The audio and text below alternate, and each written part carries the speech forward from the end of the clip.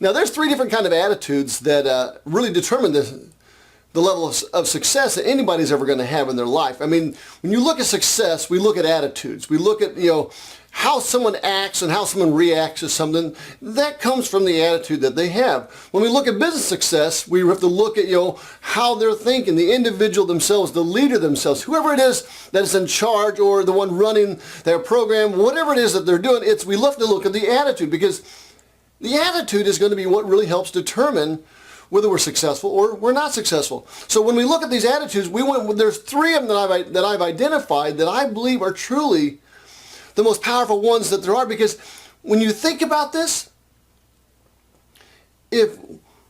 when you look at these three attitudes, if you have one of these three, you can probably look at someone else and say, hey, I realize they have one of these three as well. And because they have one of these three, I believe truly that they're each going to have a different level of success. And it really determines your outcome by your attitude. And I always say that your attitude equals your altitude. And I truly mean that your attitude equals your altitude. It really does. So we're going to talk about three different kinds of attitudes right now. Number one is the attitude of indifference. It's the attitude of I just don't care. I don't care one way or the other. I don't care if it works out, if it doesn't work out. I just really don't care. It's an indifferent attitude. They just don't really care if it works, if it doesn't work.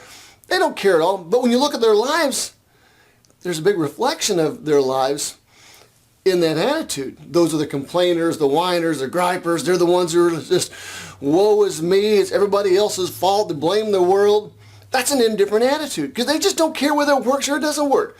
And number two is what I call the adjustment attitude. The adjustment attitude is if it works out, cool, and if it doesn't, I'll try again. So they're willing to adjust to what has happened. They're willing to adjust to and move in the direction of what's going to work, because they've looked at what didn't work and now they're going to adjust to what didn't work and make something work out of that. So their attitude is one of adjustment. Just like, can you imagine when the space shuttle launched for the very first time?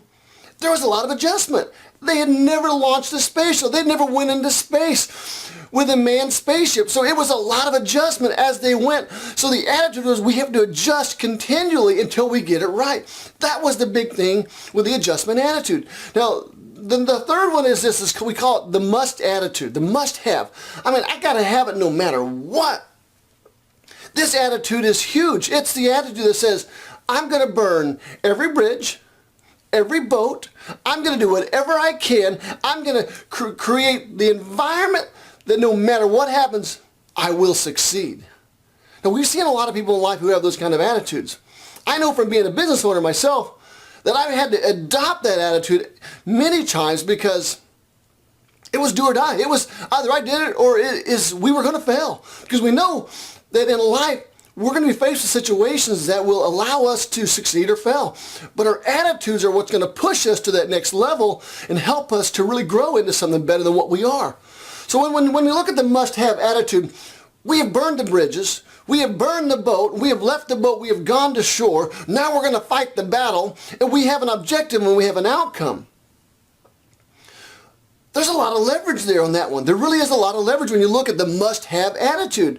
When you compare it to 1 and 2 of the indifferent and the adjustment attitude, the must-have, there's a lot of leverage. You just burn the bridge. You can't cross back over.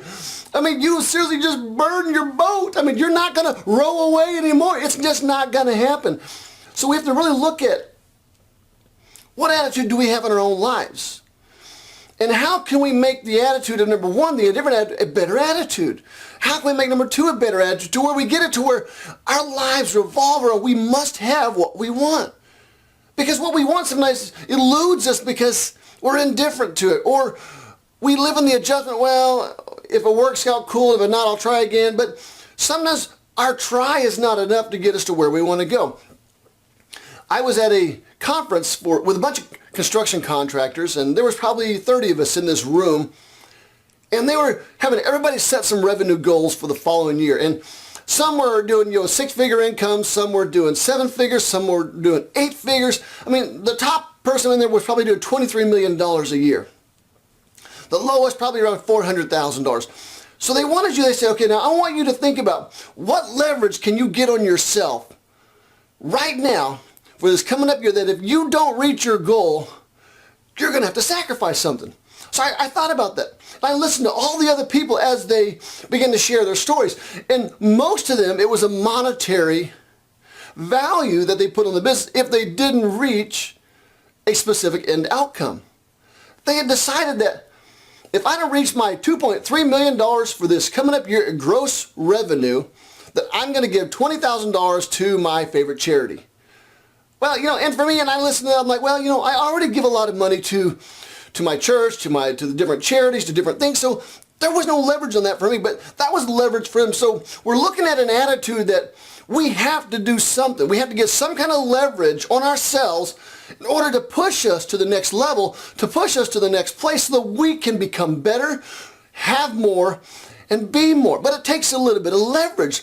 So the leverage these guys were given, it was all monetary values. Some was $20,000, some was $30,000, and everybody had a different monetary value. But when it got to me, I thought to myself, what do I really want to give up? Because giving up money wasn't that big of a deal to me because I like to give to a great cause. So I didn't see that as leverage for myself. So the leverage you have on yourself may be very different from the leverage someone has on themselves. So we got to really evaluate when we're looking at helping someone or helping ourselves, and we look at their lives and, oh, that works for them. It may not work for you because the leverage you have on yourself may be very different compared to what's working for them.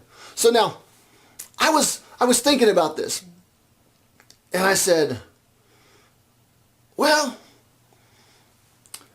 maybe you can just, I was playing with it, just like, because I couldn't really figure out what kind of leverage I had on myself. What would I do, or what would I give up?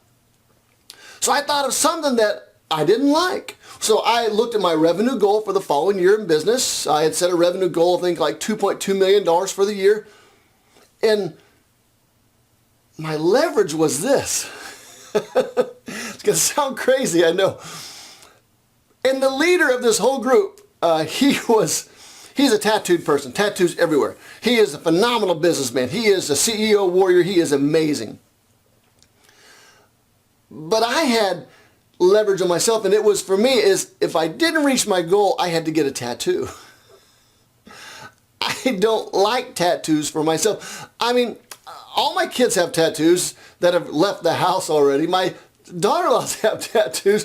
But for me, a tattoo was something I've always just said, no, I don't want in my life. So I looked at what leverage could I get that would really push me to make sure I didn't get a tattoo. Because we had some accountability partners to make sure we were going to follow through with this thing. But mine was a tattoo. Now, mind you, check this out. I have got a fake tattoo on my arm here, and I've washed it off within 5 minutes. For some reason, I just can't do tattoos. My wife's got a tattoo. Like I said, my kids have tattoos. My daughter-in-laws have tattoos. But I just can't do it. So I found that leverage on myself that would allow me to make sure that I didn't make this mistake of not accomplishing my goal because I didn't want to get a tattoo.